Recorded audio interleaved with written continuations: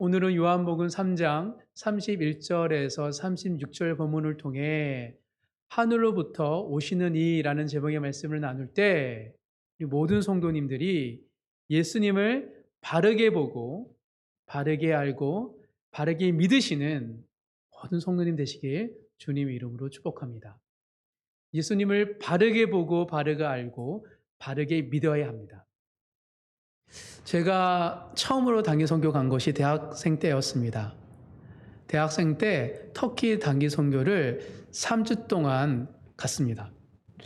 그 3주 일정이 굉장히 깁니다. 그래서 다양한 프로그램이 있었는데 그 프로그램 중에서 한 프로그램이 굉장히 힘들었고 또 굉장히 기억에 남아서 그 얘기를 잠깐 하려고 합니다. 어떤 프로그램이었냐면 정말 많이 갔어요. 저희 팀이 한 60명 가까이 갔습니다. 그래서 다 같이 움직였는데 이 프로그램은 홈스테이를 하는 프로그램이었습니다. 그래서 4명씩 잘라서 일주일씩 터키 전 지역을 흩어져서 홈스테이를 해야 되는 거예요. 그러다 보니 그 터키에서 1년이나 2년 정도 머물렀던 지체들이 한 팀의 팀장이 되었어요. 왜냐하면 거의 일주일 열흘 가까이를 지내야 되니까 터키어를 좀 능한 사람이 있어야 되기 때문이었죠. 그런데 우리 팀장이었던 그 자매님께서 출발 당일날 맹장염이 걸리셔서 저희와 함께 못 가게 되었습니다. 차 타고 10시간에 가야 되기 때문에 밤에 야간 버스를 타고 가야 되는데 딱 내리는 순간 버스 정류장에 그분은 없이 영어도 못하고 단기 선교도 처음인 자매 2명과 동생과 누님과 함께 제가 그 사지에 섰습니다. 그러니 3일 동안 3명이서 일주일 동안 얼마나 힘들었을까요? 정말 우여곡절이 많았습니다. 저희들에게 주어진 건 딱 2가지였어요. 뭐냐면 일주일 동안 쓸 수 없는 한 3일 정도밖에 쓸 수 없는 돈과 홈스테이를 무조건 해야 돼요. 살아남으려면.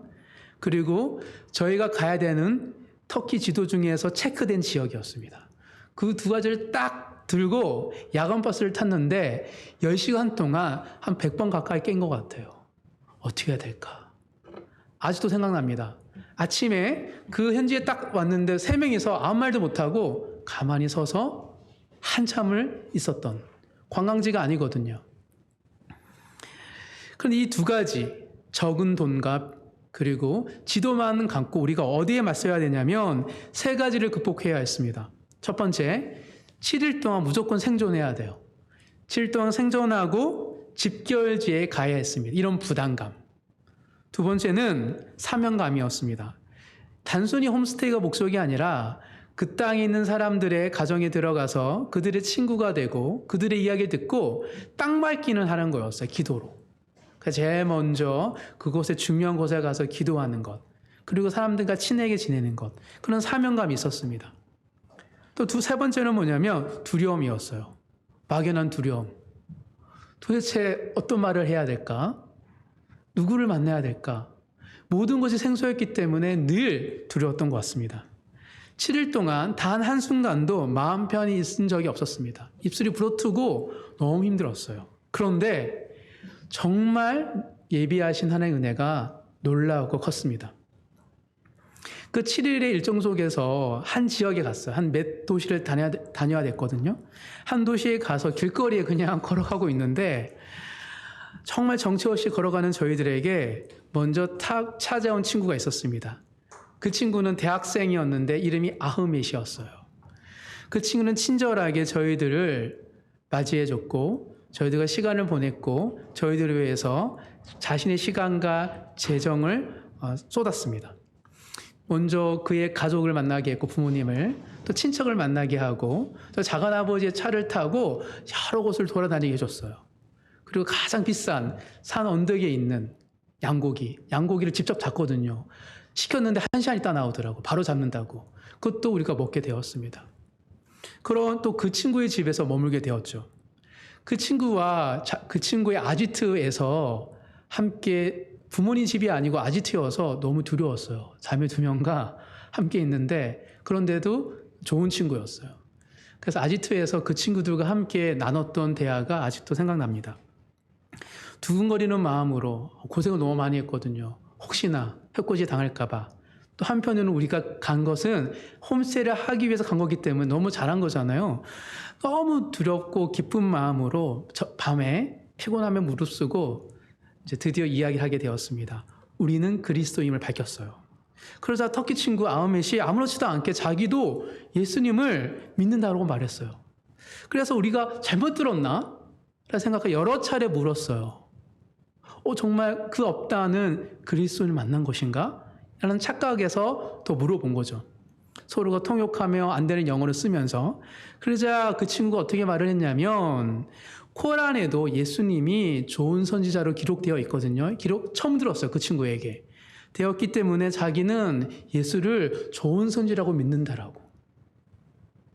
그래서 자기도 예수님을 좋아한다고 말을 했습니다. 하지만 마호메트가 최후의 선지자이고 예언자이기 때문에 우리는 성경을 보지 않고 코란을 본다라고 말을 했습니다. 놀랍게도 그 마호메트 친구는 예수님을 믿는다고 하고 신뢰한다고 말하면서도 예수님에 대해서 전혀 몰랐고 궁금해하지도 않았습니다. 예수님 좋아한다고 하니까 성경에 기록된 예수님에 대해서 좀 나누고 싶었거든요. 그런데 전혀 관심이 없었습니다. 그가 정말 궁금한 것은 다른 것이었어요. 무엇이었을까요? 돼지고기에 대해서 관심이 많았어요. 그러면서 돼지고기가 정말 맛있냐고 한 번도 아니고 여러 차례 물었습니다. 그래서 우리가 먹어본 수많은 고기 중에서 우리는 돼지고기가 제일 맛있다고 말하니까 아니라고, 맛없을 거라고 굳고 부인했어요. 한 번도 먹어보지 못했으면서. 그러면서도 정말 맛있냐고 여러 차례 물어보면서 되풀이하듯이 아니야, 맛없어요, 맛없어요 라고 현실을 부정하듯이 말했던 그 친구의 모습이 기억이 납니다. 저는 그 친구와의 그 밤의 대화가 신선했고 매우 충격적이었어요. 왜냐하면 예수님과 돼지고기에 대해서 말을 하는데 그의 말과 그의 마음이 달랐기 때문입니다. 겉과 속이 달랐어요. 예수님과 돼지고기에 대해서 말할 때는 겉과 속이 달랐어요. 그 친구는 예수님을 인정한다고 말하면서 예수님에 대해서 전혀 몰랐고 알고 싶어 하지도 않았습니다. 또한 그는 돼지고기를 부정하면서 그거 맛에 대해서 매우 궁금해했어요. 너무 먹고 싶어 했어요. 우리는 복음을 전하려 했지만 그에게는 예수님은 돼지고기보다 못한 존재였기 때문에 쉽사르게 그에게 복음을 전하지 못했고 그 밤 이런저런 얘기로 마쳤던 것이 기억납니다. 놀라운 것은 그 밤에 우리가 조금이나마 더 다가섰으면 어땠을까라고 우리끼리 얘기를 했거든요. 그런데 오늘 본문에 보면 놀라운 것은 우리가 아니라 예수님이 오셔도 마찬가지였다라고 오늘 본문은 이야기하고 있습니다. 32절 한번 다 같이 읽어보겠습니다. 시작. 그가 친히 보고 들은 것을 증언하되 그의 증언을 받는 자가 없도다. 예수님이 친히 증언하도 받는 자가 없대요. 너무 위로되는 말씀이지 않습니까? 후회가 많이 되었거든요. 그 친구에게 조금 더 했으면 어땠을까 그런 생각들. 그럼 왜 그러냐면 인간은 굉장히 모순적입니다.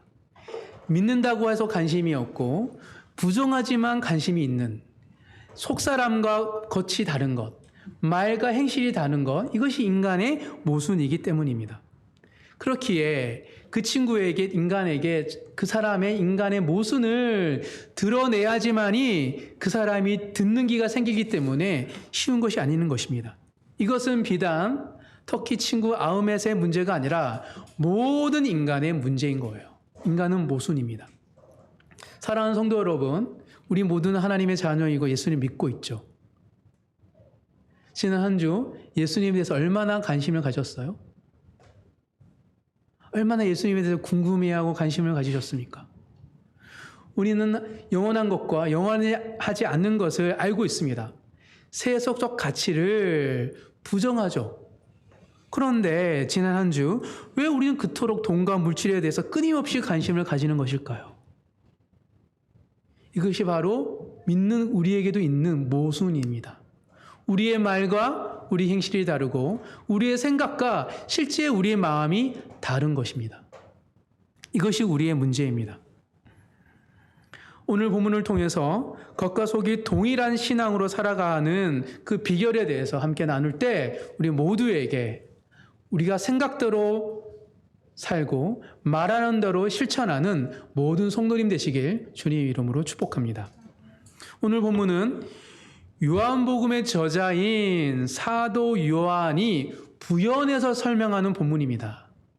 무엇을 부연하고 설명하고 있습니까? 우리가 지지난주에 살펴봤기 때문에 잊었을 수도 있는데 그것은 바로 세례 요한의 제자들과 세례 요한의 대화에 대해서 부연 설명하고 있습니다. 뭐냐면 주연의 삶에서 조연이 된 세례 요한의 제자들이 마음이 힘들었어요. 예수님의 제자들을 보고. 그 상심하고 불편한 세례 요한의 제자들과 세례 요한이 나눴던 그 대화에 대해서 지금 부연 설명하고 있는 거예요. 왜 예수님 이야기도 아니고 세례 요한과 세례 요한의 제자들이 나눴던 대화를 부연해서 설명할 정도로 강조하고 있을까요? 왜 그렇죠? 그것은 세례 요한의 모습이 비단 세례 요한의 제자들의 모습뿐만 아니라 모든 인간에 있는 모순적인 모습이기 때문인 것입니다. 즉 지금 요한복음의 저자 사도 요한은 그 사건을 우리 모두에게 적용하고 있습니다. 오늘 본문은 예수님의 증언을 들어도 믿지 못하는 모든 이들에게 어떻게 해야지 예수님을 하나님의 아들로 믿고 순종하며 살 수 있는지에 대해서 이야기하고 있기 때문입니다. 오늘 본문을 통해서 제가 깨달은 영적인 초점을 맞추는 방법 3가지를 함께 나눌 때 우리 모두 영안이 밝아져 언행이 일치되는 삶을 살아가기를 간절히 소망합니다. 언행일치, 믿을 신행일치가 되기 위해서는 주님을 바로 보고 바르게 알고 바르게 믿어야 하기 때문입니다. 그러기 위해서 먼저 우리의 영안이 다시 재조정되어야 합니다. 첫 번째, 영적인 초점을 맞추는 방법. 첫 번째는 예수님은 완전히 다른 존재임을 인식해야 됩니다. 예수님은 완전히 다른 존재예요. 렌즈에 초점을 맞추듯이 초점을 맞춰야 되는 게 아니고 아예 렌즈를 바꿔야 되는 거예요. 예수님은 우리와 비슷하지만 완전히 다른 존재임을 인식하는 것. 그것이 첫 번째입니다. 오늘 본문 31절, 32절 다 같이 읽겠습니다. 위로부터 오시는 이는 만물 위에 주시고 땅에서 난 이는 땅에 속하여 땅에 속한 것을 말하느니라. 하늘로부터 오시는 이는 만물 위에 계시나니 그가 친히 보고 들은 것을 증언하되 그의 증언을 받을 자가 없도다. 예수님은 하늘로부터 오신 존재입니다. 처녀인 마리아에게서 성령으로서 잉태되었다는 특징은 뭐냐면 인간이시지만 하늘에서부터 오신 존재예요. 근데 세례 요한은 어떤 존재이죠? 인간의 몸에서 난 사람이 땅에 속한 존재입니다. 세례 요한도 하나님의 사람이고 예수님도 하나님의 사람으로서 회개를 이끌어내는 세례를 베풀었습니다. 그래서 유사하게 보일 수 있어요. 비슷해 보일 수 있습니다. 하지만 사도 요한은 명확하게 얘기합니다. 세례 요한과 예수님은 비슷하게 보이지만 완전히 다른 존재임을. 땅에 속한 존재이고 세례 요한은 예수님은 하늘에서 내려온 하늘에 속한 존재이기 때문입니다. 이 둘의 차이를 누가 몰랐어요? 세례 요한은 알았습니다. 신들매도 풀기에 감당하지 못한다. 그는 흥하여야 되고 나는 쇠하리라. 알았어요. 그런데 세례 요한의 제자들은 몰랐습니다. 여전히 세례 요한의 제자들은 세례 요한과 예수님을 동일선에서 보고 있기 때문입니다. 아무리 세례 요한이 제자들에게 나는 예수님과 완전 다른 존재야, 저분은 구원자라고 말을 해도 인식을 못했어요. 우리가 아무리 예수님 대 이야기해도 알고 있다 그래요. 코란에 기록되어 있고 어렸을 때 들었고 내 주에 예수님 믿는 사람이 있다라고. 왜냐하면 인식이 변화되지 않고서는 예수님을 바르게 알지 못하기 때문입니다. 이것이 바로 모든 사람들이 예수를 알고 있다 하지만 예수를 정말 알지 못한 이유인 것이죠. 인식이 바뀌어야 됩니다. 예수님을 하늘로부터 오시는 이로 믿어야 하기 때문인 것이죠. 따라서 예수님의 말씀은 단순한 말씀이 아니라 하늘에서 본 것을 증언하는 말이라고 믿는다면 이 땅에서 예수의 말을 따르는 것은 하늘의 열매를 맺는 것임을 믿는 것, 그것이 성도들의 특권인 것이죠. 그래서 예수님의 말씀을 인간의 말과 인간의 가르침을 여기지 않습니다. 하나님의 말씀을 여기는 것이 바로 예수님을 하늘로부터 오시는 이로 여기는 사람의 특징인 것이죠. 예수님은 어떤 존재로 이 땅에 오셨죠? 예수님은 구원과 계시의 마침표로 이 땅에 오셨습니다.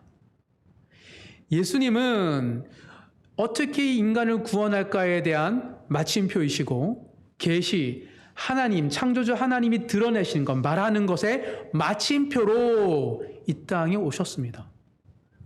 그래서 사도 바울은 이렇게 예수님에 대해서 이야기하죠. 로마서 10장을 한번 찾아보겠습니다. 로마서 10장 4절입니다. 로마서 10장 4절 다 같이 한 목소리 읽도록 하겠습니다. 그리스도 모든 믿는 자에게 의를 이루기 위하여 율법의 마침이 되시니라. 그리스도는 율법의 마침이래요. 율법은 무엇입니까? 하나님의 뜻입니다. 예수님이 이 땅에 오심으로 하나님의 뜻이 마침이 됐어요. 마침표가 찍어졌어요. 구원과 계시의 마침표입니다. 또한 부활하시고 승천하신 예수님께서 환상 가운데 사도 요한에게 이렇게 말씀하셨죠. 요한계시록 찾아보겠습니다. 요한계시록 22장입니다. 구원과 계시의 마침표이신 예수님께서 사도 요한에게 이렇게 말씀하셨습니다. 요한계시록 22장 12절 13절 두 절입니다. 12절 13절 읽겠습니다. 보라 내가 속히 오리니 내가 줄 산이 내게 있어 각 사람에게 그가 행한 대로 갚아주리라. 나는 알파와 오메가요 처음과 마지막이요 시작과 마침이라. 제일 중요한 것은 예수님이 시작과 마침이라는 사실을 믿는 태도입니다. 그것을 믿지 못하는 많은 그리스도인들에게 주님 환상 가운데 사도 요한을 통하여서 계시해 주셨습니다. 예수는 알파 오메가이시며 시작과 마침이시요 우리의 진정한 구원자이심을 알려주셨습니다. 그런데 우리는 사랑하는 성도 여러분, 살아가다 보면 잊게 돼요. 예수님이 마침이라는 사실을. 하늘로부터 오시니 만물 위에 계신 예수님께서 다시 하늘로부터 오신다는 사실을 망각하는 것이죠. 예수님은 진정한 마침을 위하여 속히 다시 온다라고 말씀하셨습니다. 그렇기에 마침이신 예수님을 믿고 다시 오실 예수님을 기다리는 사람들은 어떤 삶을 살아가죠? 평범한 일상을 중요하게 여깁니다. 왜 평범한 삶을 중요하게 여기죠? 평범한 일상 속에서 내가 정말 내 안에 예수님을 어떻게 인식하는지를 깨닫기 때문입니다. 예배를 드리고 뭔가 선교를 떠나고 위대한 계획을 가질 때는 다 좋은 마음이에요. 그런데 혼자 있을 때, 아무도 없을 때, 그 순간 나와 함께 하신 하나님이 드러나기 때문입니다. 내 혼자 있는 그 순간 평범한 삶, 하찮은 것처럼 보이는 그 순간이 의미가 있고 가치 있는 이유는 무엇이죠? 내가 하는 일이 가치 있어서 그런가요? 아니죠. 나와 함께 하시는 예수님께서 인류의 시작이면 마침이시기 때문에 가치 있는 거예요.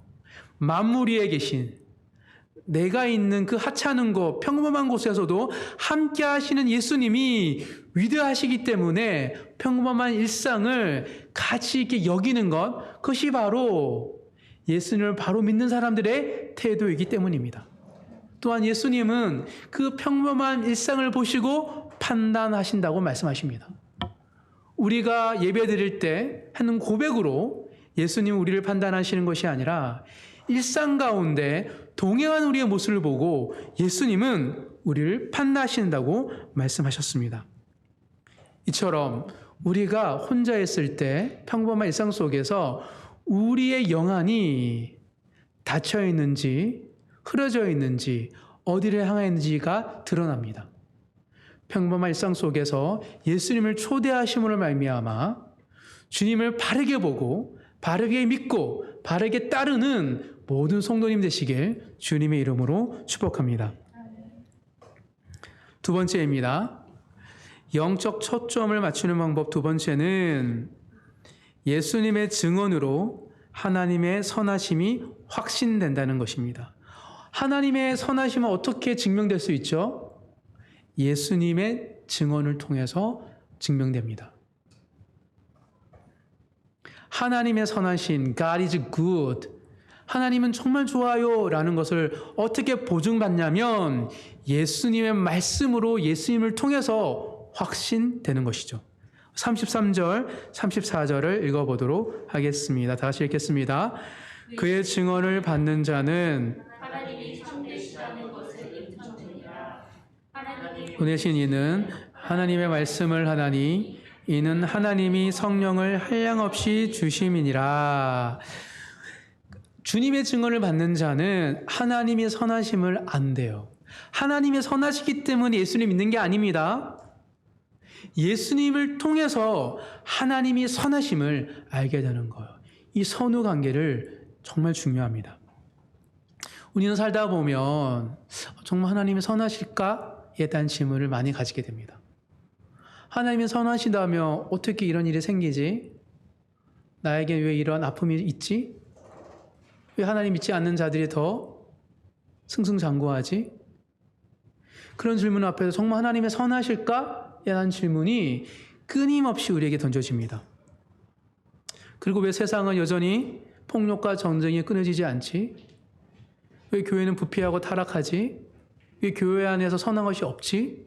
라는 질문 앞에서 하나님이 선하시다는 것이 끊임없이 올무처럼 우리에게 드러내고 우리를 괴롭히는 것, 그것이 의심과 불신의 끈입니다. 세상을 보고 살아가면 살아갈수록 의심과 불신이 자꾸 올라와요. 그래서 예수님의 증언이 있지 않고서는 하나님의 선하심을 알 수 없는 것입니다. 아까 첫 도입에서 얘기한 것처럼 터키 단선을 갔을 때 어땠을 것 같아요? 저에게 의심과 불신이 가득했습니다.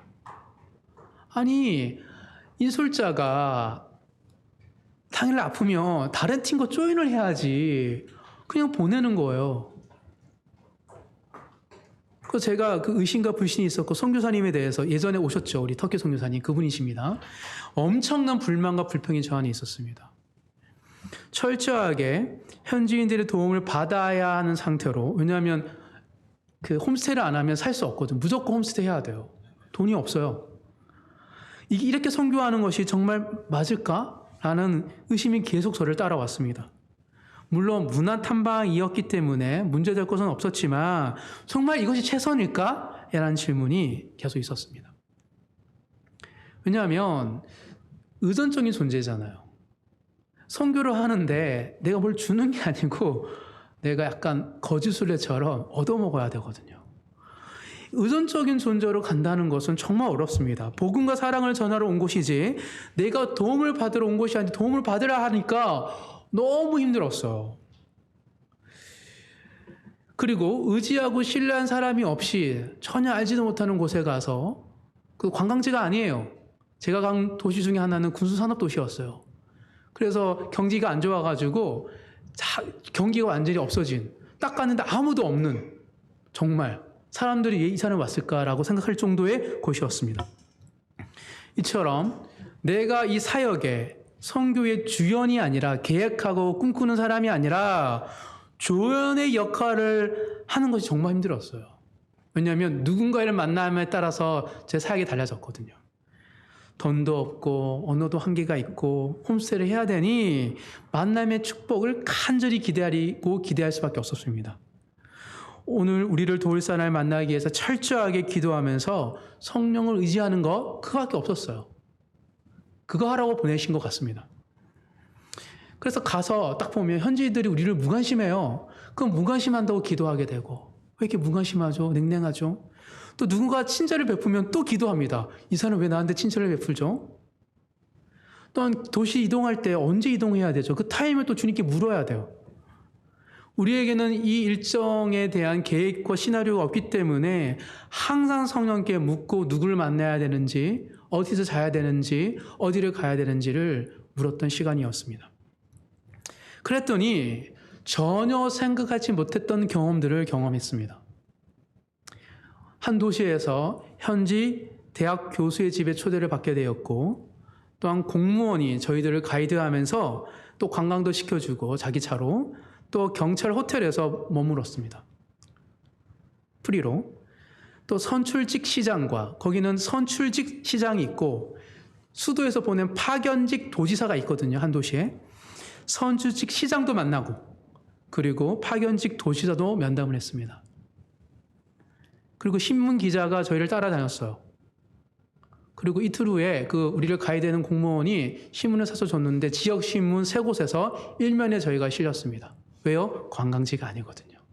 최초의 꼬레아가 왔다고. 전면대서 특별히 한 겁니다. 우리 도시도 드디어 관광을 할 수 있다. 그래서 제가 여전히 남아 있습니다. 그 신문이. 저는 정말 하나님이 선하시다는 사실을 철저히 깨달았습니다.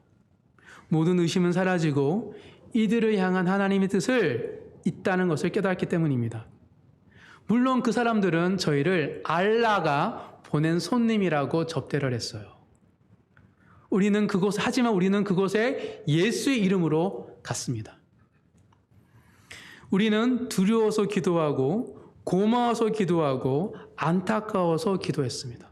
처음부터 끝까지 기도 막 가득했어요. 그래서 깨달았습니다. 기도가 메마른 땅에 우리의 작은 기도, 우리의 부르짖는 기도, 우리의 간절한 기도를 필요하셔서 그곳에 우리를 부르셨구나 하는 사실을 깨닫게 되었습니다. 사랑하는 성도 여러분, 하나님은 주의 이름과 주의 보구름을 따르는 자들에게 선하신 분이심을 드러내십니다.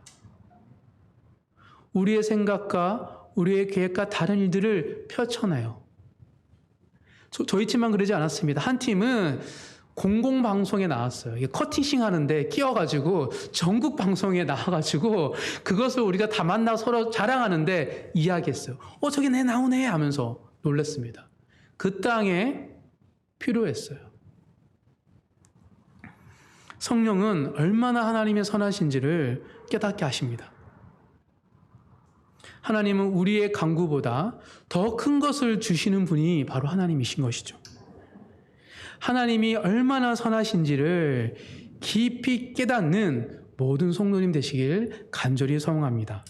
그러기 위해서는 예수님의 증언, 예수님의 복음을 전하려고 하는 그 순종이 매우 중요합니다. 또한 복음을 위하여서 주연이 아니라 조연으로 살기를 믿음으로 결단하는 모든 성도님 되시길 간절히 소망합니다. 세 번째입니다. 영적 초점을 맞추는 방법 세 번째는 예수님을 믿음으로 영생을 누리게 된다는 것입니다. 영원한 생명을 누리는 것은 예수님을 믿을 때 가능하다는 것이에요. 이게 초점입니다. 알고 있지만 우리가 그렇게 살지 못합니다. 예수님 믿어야지. 믿음의 결단을 통하여서 우리는 영생을 비로소 누릴 수 있다는 사실을 잊지 않는 모든 성도님 되시길 간절히 소망합니다. 오늘 본문 35절, 36절 두 절 다 같이 읽겠습니다. 아버지께서 아들을 사랑하사 만물을 다 그의 손에 주셨으니 아들을 믿는 자에게는 영생이 있고 아들에게 순종하지 않는 자는 영생을 보지 못하고 도리어 하나님의 백성과 그 위에 머물러 있습니다. 네. 제가 터키에서 만났던 아흐멧이라는 이슬람 교도는 예수님보다 돼지고기를 더 관심이 있었습니다. 궁금했습니다. 그런데 예수님은 그 아흐멧을 위하여 우리를 보내신 거예요. 무슨 말이라고요? 돼지고기보다 못한 예수를 믿고 있는 아흐멧을 위해서 우리를 그곳에 보내셨어요. 그래서 제가 느꼈어요. 사당받을 자격이 전혀 없는 우리와 그들 위하여 보내신 것입니다. 이것이 바로 모순적인 인간, 믿지만 관심 없고 부정하지만 관심 있는 이 모순적인 인간을 향한 역설적인 하나님의 사랑입니다. 놀랍지 않습니까? 하나님은 사랑받을 수 없는 자에게 사람을 보내시고 그에게 복음을 전하시는 분이 하나님이신 것입니다. 요한복음의 저자 사도 요한은 지금 이 이야기를 하고 있는 거예요. 세례 요한과 세례의 제자들이 대화를 통하여서 이걸 부연 설명할 때 모순적인 인간의 모습을 아시면서도 불구하고 역설적으로 그들 위하여 사랑을 베푸시는 그 하나님의 사랑을 이야기하기 위해서 부연 설명하고 있는 것입니다. 그때 이 혼탁하고 혼란하고 모순적인 세상 속에서도 뭐가 보입니까? 영생이 보입니다. 마치 하나님의 진노가 우리 가운데 임한 것처럼 보이지만 이 세상에서 영생이 보여요. 그 극심한 스트레스와 두려움 속에서도 하나님의 사랑이 보였고 하나님 은혜가 보였고 그 땅의 사람들의 갈망이 보였고 그토록 구원자를 기다리기 위하여서 우리를 누군가를 환대하고 싶어하는 그들의 애틋한 마음을 아셔서 우리를 예수님 대신 보내신 그 하나님 아버지의 마음을 느꼈던 것. 이게 영생입니다. 황무지 땅 가운데 사랑받을 수 없는 세상 가운데 사랑하신다. 너와 함께한다. 너를 위해 눈물 흘린다. 그 마음을 아는 것 그것이 영생이기 때문입니다. 만약 우리가 도움이 필요한 존재가 아니었더라면 아흐멧이 우리에게 찾아오지 않았을 거예요. 딱 봐도 세 사람이 움츠러들어서 길거리를 계속 왔다 갔다 하는 걸 멀리서 본 거예요. 사람 다 보거든요. 한 사람도 없었어요. 관광객이. 그곳은 관광지가 아니거든요. 정말 놀랐어요. 그 사람들 처음 보는 왜 왔지? 그래서 우리도 막 뭐 사진 찍고 그런 게 아니까 움츠러들어가지고 왜냐하면 전날 밤 허름한 여관에 잠깐 돈이 없어서 빈대 가득한 그래가지고 막 다들 잠 못 자가 이러고 다니는 거를 본 거예요. 그 친구가 큰 마트 앞에서 금붕어 장사를 했거든요. 그래서 대학생이면서 금붕어 장사하고 여러 가지를 하더라고요. 그 친구 그걸 보고 우리는 찾아봤고 환대를 베풀었던 거예요. 도움이 필요하기에. 그리고 그 지역사회가 우리를 사심 없이 환대했던 이유는 우리가 도움이 필요했기 때문입니다. 잘 곳이 없었고요. 먹을 것이 없었어요. 그래서 경찰 호텔에서 머물러야 됐고 먹어야 됐어요. 사실 우리 많은 걸 받았습니다. 만약 우리가 조연의 역할을 하라 돈 없이 돈 많이 해서 간 거거든요. 사실은 그런 생각했습니다. 어린 마음에 300이 넘는 돈을 갔는데 이 일정에 이 정도 돈으로 가라고 막 너무 마음이 힘들었거든요. 근데 순종하고 갔을 때 하나님께서 보여주신 게 있었습니다. 그들에게 도움이 필요한 존재를 갔더니 그들의 마음 문을 열고 그들의 집에 초대했고 그들의 정치자에게 보냈고 그들의 신문에 우리를 실었기 때문인 것이죠. 이것이 바로 하나님이 믿음으로 영생을 보게 한 하나님의 놀라운 방법입니다. 저는 단선을 통하여 이스라엘인들을 사랑하신 하나님의 마음을 알았습니다. 또한 그들이 알지는 못하지만 구원을 기다리고 있구나. 그래서 알라가 보낸 손님으로 우리를 환대하는 거. 왜요? 알라가 나 이렇게 환대하기를 소망하기에 그 마음을 아셔서 알라는 없지만 예수님은 실존하기에 예수님이 대신 우리를 보내셔서 그들의 환대를 통하여 그들의 마음을 받으시는구나라는 것을 깨달았기 때문입니다. 그들은 순수한 마음으로 구원을 소망하고 있습니다. 사랑하는 성도 여러분, 유대인과 팔레스타인 분쟁 가운데 수천 명이 죽어가고 있습니다. 유대인도 팔레스타인도 모두 구원을 소망하고 있지만 진정한 구원자이신 예수를 알지 못하여서 그들은 마치 하나님 진동 가운데 서로 죽이며 있는 모습을 보고 안타까워 여기는 분은 바로 하나님이십니다. 하나님은 모순적인 인간을 향하여서 역설적인 사랑으로 당신의 마음을 표현하시는 분이기 때문입니다. 가장 역설적인 사랑이 무엇입니까? 십자가입니다. 인간을 사랑하기 시기에 사랑하는 아들을 죽이신 가장 역설적인 십자가가 하나님이 보여주신 진정한 사랑이기 때문입니다.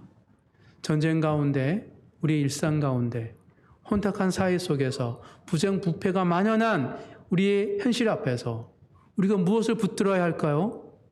역설적인 하나님의 사랑을 붙드는 것, 그것이 우리에게 주신 유일한 구원의 길이기 때문입니다. 사랑하는 성도 여러분, 주님이 보여주셨습니다. 바로 진정한 사랑을.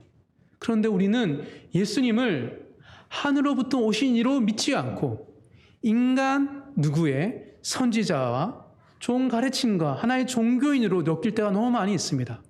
그러니 일상 속에서 주님의 말씀을 따르는 것과 세상이 말하는 성공의 법칙을 따르는 걸 놓고 비교하는 것이죠. 사도 요한은 지금 이야기하고 있습니다. 세례 요한의 제자들이 실수한 것은 세례 요한과 예수님을 비교한 것이라고. 비교할 대상이 아닙니다. 예수님은 진정한 구원자이시기에 다른 그 어떤 것과 비교할 수 없이 우리에게 주신 사랑이기 때문입니다. 그 사랑을 붙들고 모든 걸 쳐냄으로 말미암아 정말 주님의 사랑을 온전히 알아가고 살아가시는 모든 성도님 되시길 주님 이름으로 축복합니다.